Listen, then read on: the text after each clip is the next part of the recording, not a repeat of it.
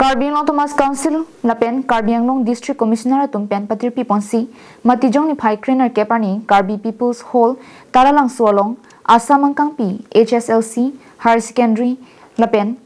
indeng sirke patuma phan Sccoty Tangka cycle ke bajir ponasonsi Karbi Anglong aparman tame pini Karbi Anglong Thomas Council CEM Dr. Karbi Anglong arideng pen ke bajir Lasome EM Richard to bipen me paman ponsi aluhia man pen Karbi Anglong Thomas Council CEM Dr. Karbi Anglong na pen MLA Vidya Singing Leng Darsing Ronghang DC Nirola Phangchupi Karbi Anglong Thomas Council Chairman Raju Tiso MSC Board Chairman Pendanglok kit hekiding atum chitongdun Lapu Higher Secondary long satlang 75% kilong duna tumaphan Banikamta Kakati Meritorious Award men pen Sccoty pajerpondo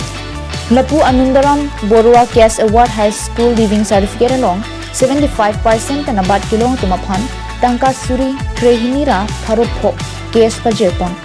Lasong si Lapu Indeng Circuit Charlie Bomo Sumaraphan Akijoypen Cycle Tame Ipon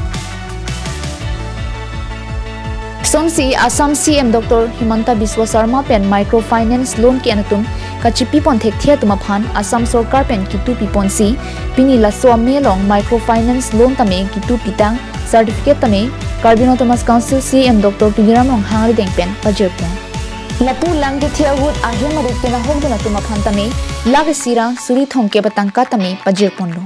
ladak langhin la pen ke phulunia homosti adakalong tong sokot pen aju lang amat lang ke thi kanglum nili lang dam lo madak local MLA Darsing Ronghang da dam si nili checha kang lo la kanglum tum pha ne poisa nang piji council pen agrab ji pula so teng pen pini la ke sira suri thong kep atangka la kanglum ve tum ban ke pini ron pon lo la pen ang parta be ladak microfinance election aprang chechak lo Assam long BJP government bang pulong te la loan ke antum microfinance loan ke anatum fan an a beneficiaries tuman ke Assam government sit tu pitet po la so teng ben pinia banke pini pen ke natum loan available pura society beta banke Karbi Anglong long ke loan ke anatum an microfinance loan ke anatum an ke banke pini dake certificate people News report Karbi Anglong live